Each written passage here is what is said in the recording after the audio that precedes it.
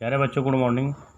प्यारे बच्चों, class 9th 10th और 12th में हिंदी में हम व्याकरण के अंतर्गत निबंधों का अध्ययन कर रहे हैं। हमने निबंधों के विषय में जाना, निबंध कैसे लिखे जाते हैं, निबंधों को लिखने का तरीका, किस किस तरीके से उनके हेडिंग बनाए जाते हैं, वो सब तरीके हम सीखने के बाद अब हमने कई सारे लगभग 2-3 निबंध जो है हम कवर कर चुके हैं।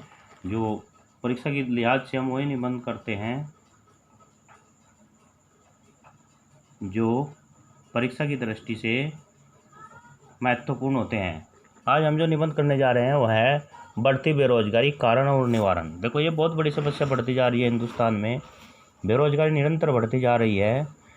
बेरोजगारी बढ़ने के कारण क्या है हमको ये भी बताना है, और उसके निवारण यानी इस बेरोजगारी को हम कवर कैसे कर सकते हैं, इस पर काबू कैसे पा सकते हैं, वो क्या उपाय हैं, वो क्या तरीके हैं, वो सारे के सारे हम इस निबंध के अंदर कवर करने वाले हैं। सबसे पहले जैसे आपको बतलाया है कि हेडिंग वही चलेगा, प्रस्तावना। लास्ट में आपको बतलाया जाता है उपसंहार या निष्कर्ष चलेगा। ये भी बतलाया दिया था कि आपकी क्लास परीक्षा जो होती है बोर्ड वाली, उसमें कम से कम 9-10 नंबर तक का निबंध आता है। और ये एक ऐसा टॉपिक होता है जिस पर यदि आप थोड़ा सा भी इसके विषय में लिखेंगे, बस टॉपिक उससे रिलेटेड होना चाहिए और टॉपिक में लिखना भी उसी से रिलेटेड चाहिए।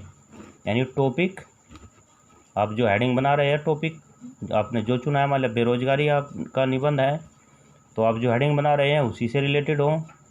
जब प्रत्येक हेडिंग के बारे में आप प्रत्येक हेडिंग में कुछ लिखेंगे तो फिर वो उस हेडिंग के विषय में हो जो बेरोजगारी की ओर इशारा करते हुए हो आपका प्रत्येक सेंटेंस। यानी कि आप अनर्गल कुछ भी लिख दें, अपनी तरफ से बनाकर लिख सकते हैं, सोच समझ कर लिख सकते हैं, हेडिंग भी खुद बना सकते हैं। यहाँ हम बुकी से बता रहे हैं, या पर क्लास में होते तो फिर दूसरा तरीका होता। तो चलिए, प्रस्तावना हो गया। बेरोजगारी से तात्पर्य यानी बेरोजगारी से क्या अर्थ है, बेरोजगारी है क्या। सबसे पहले देखते हैं, प्रत्येक हेडिंग के विषय में यही बताना होता है प्रस्तावना के बाद। दूसरा, समस्या के कारण। बेरोजगारी की बहुत अत्यधिक समस्या बढ़ती जा रही है, उसके कौन कौन से कारण हैं। तीसरा हेडिंग, समस्या का समाधान। इस बेरोजगारी की समस्या का क्या समाधान है। उपसंहार, तो ये उपसंहार आया लास्ट में, आपसे बोला ही था कि प्रत्येक में आता है। प्रस्तावना के विषय में आप यहाँ से देख सकते हैं, यहाँ से नोट कर भी सकते हैं। थोड़ा छोटा किए देता हूँ, यहाँ से आप बड़े आराम से इसको नोट कर सकते हैं। और ये शायद वीडियो आपके पास पहुँच गई होगी। आप अपनी तरफ से भी लिख सकते हैं, अपनी बुक से भी लिख सकते हैं, लेकिन महत्वपूर्ण निबंधों में ये निबंध है बेरोजगारी वाला, यहाँ से भी इसको नोट कर सकते हैं। सभी हेडिंग इसके अंतर्गत दर्शाए गए हैं। प्रस्तावना आ गया, बेरोजगारी से तात्पर्य आ गया, समस्या के कारण, ये आपका तीसरा हेडिंग है। क्या क्या कारण है। जनसंख्या में निरंतर वृद्धि यानी लगातार बढ़ती जनसंख्या बेरोजगारी का प्रमुख कारण है। जब जनसंख्या अधिक होगी तो रोजगार कहाँ से आएंगे, तो इस पर भी कवर होना चाहिए। दोषपूर्ण शिक्षा प्रणाली, जो शिक्षा प्रणाली है वो दोषपूर्ण है।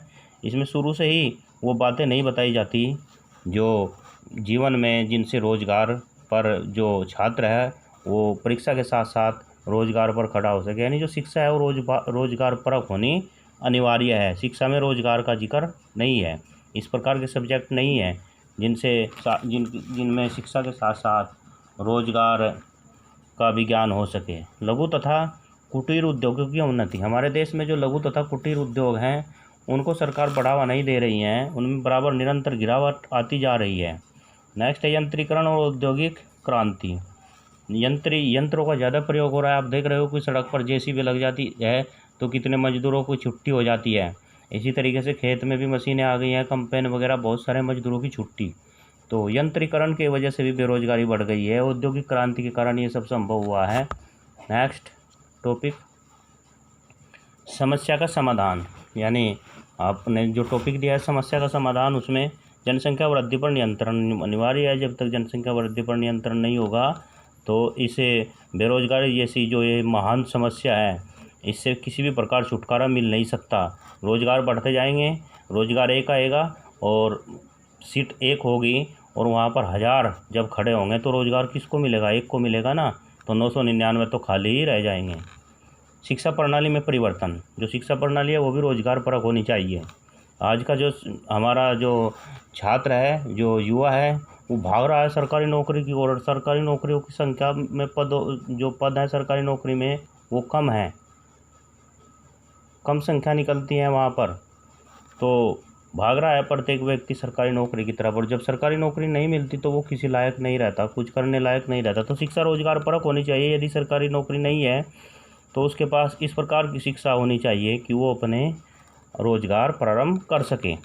कुटीर और लघु उद्योगों का विकास, जो कुछ छोटे उद्योग हैं उनका विकास होना चाहिए। कृषि के सहायक उद्योग धंधों का विकास, जो इस प्रकार के उद्योग धंधे जो खेती बाड़ी में सहायक हो उनका विकास हो। निर्माण कार्यों का विस्तार हो। बाद में उपसंहार है। तो इस निबंध को भी आप उसी तरीके से साफ और स्वच्छ तरीके से लिख लेना। तो ये भी आपका निबंध कंप्लीट हो गया, और इसके बाद जो आगे का चैप्टर प्रारंभ होगा वो नेक्स्ट पीरियड में होगा। तब तक के लिए आज्ञा दीजिए। Thank you.